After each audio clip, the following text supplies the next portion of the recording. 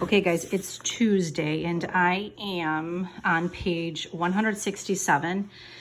This week's objective is comparing functions. And like I said, to be honest, it's everything that you already know all put together. Okay, so remember that functions are basically when you have an x and a y, that each x only has one value for y. Okay, that was a new vocab word 2 weeks ago.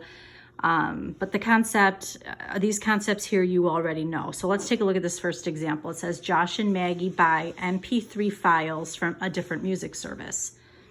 The monthly cost Y for X songs is linear. The cost of Josh's service is Y equals 50 cents times X plus 10. While the cost of Maggie's service is shown in this table here, okay? It says write an equation to express the monthly cost of Maggie's service.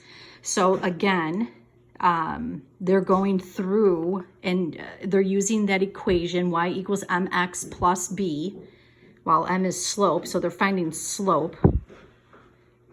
So we got, remember that's the y2 minus the y1 divided by x2 minus x1, and then that was 99 cents. So that's the slope there for Maggie.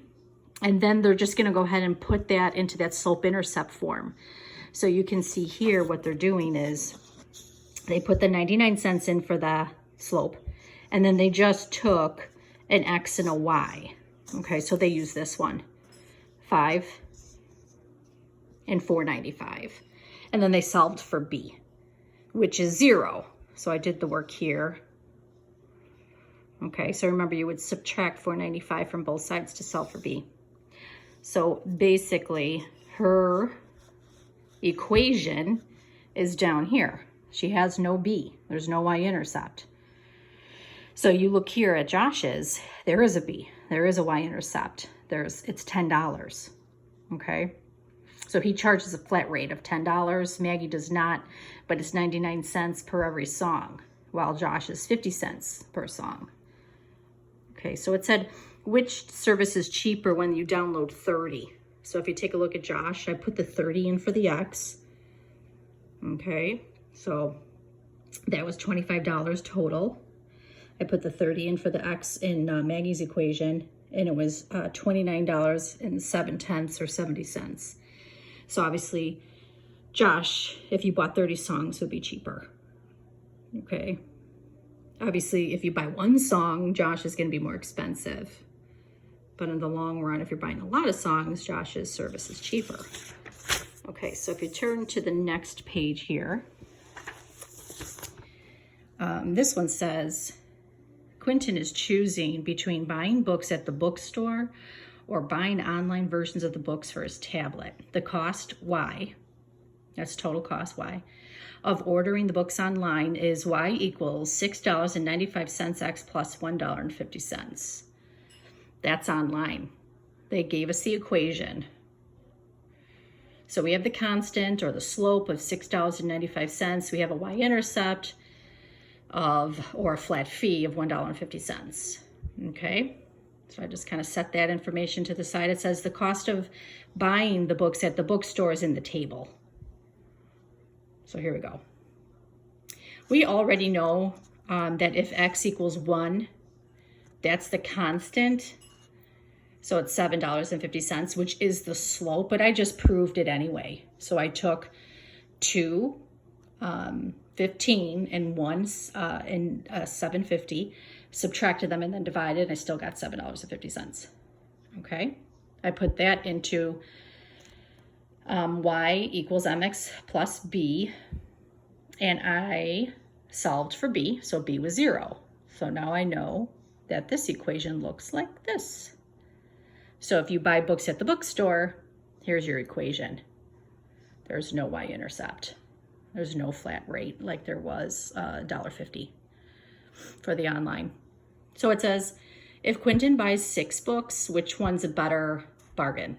So you just put the 6 in for the X. Okay, so $6.95 times 6 was $41.70 plus the $1.50 is $43.20. And down here, I put $6 in, and that's just basically $6 times $7.50, which is $45. So buying at the bookstore is more expensive if you buy 6 books. Okay, let's take a look at the next one here. Comparing a table and a graph. The table and the graph show how many words Morgan and Brian typed correctly on a typing test. For both students, the relationship between words typed correctly and time is linear. And you know what linear means? If you're gonna graph it, it's all the points, if you drew a line through the points, they'd all line up on the same line. Remember, linear doesn't necessarily mean proportional, even though Brian, you can see here, it is proportional because it goes to the origin or 0, 0. It can be non-proportional and linear as well if there's a y-intercept. Okay, so if you take a look at Morgan's rate, I just took 2 points. 60 and 4, 30 and 2, subtracted them to get slope, which is her unit rate of 15 words per minute. Brian, I had to go onto the graph and find 2 points and solve for slope, which is the unit rate, and he's 20 words per minute. So Morgan's faster. I'm sorry, Brian's faster. He types 20 words per minute. It says which student types more correct words per minute? Brian, 5 more per minute. And then I just kind of sketched this last one down here. It says Katie types 17 correct words per minute. So what I did here is I just thought about it. Well, Brian's line would look like that. Katie would be in between Brian and Morgan. Katie's graph would also go through 0, 0 because at 0 time she didn't type anything. All right, if you didn't start the clock, she didn't type anything. Katie would be less steep than Brian, but steeper than Morgan's. Okay. And then lastly, if we take a look, comparing a graph and a description. Again, everything in this section, I feel like you should really know.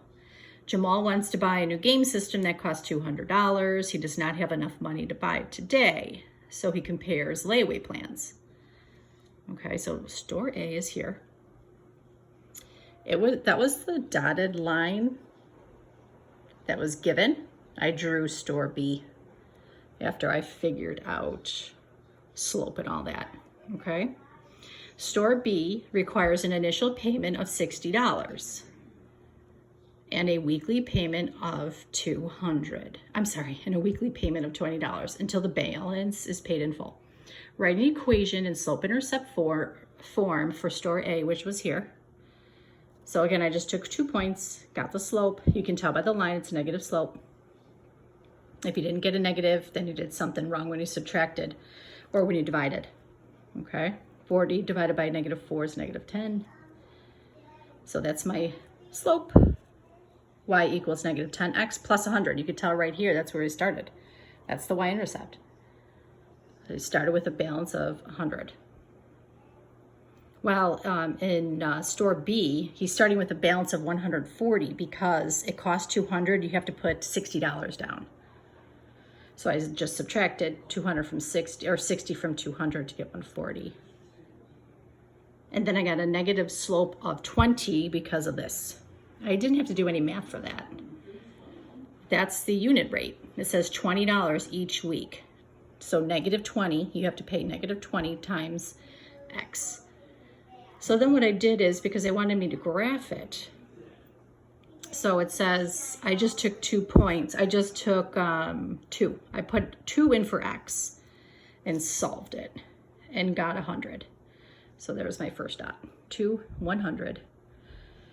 And then I kind of knew in my head, because 7 times 20 is going to be 140. So I picked 7 and I got a -140. I was a little lazy. I only plotted 2 points. So it's 7 weeks it's paid off. So you can see that that is a much steeper slope than store A.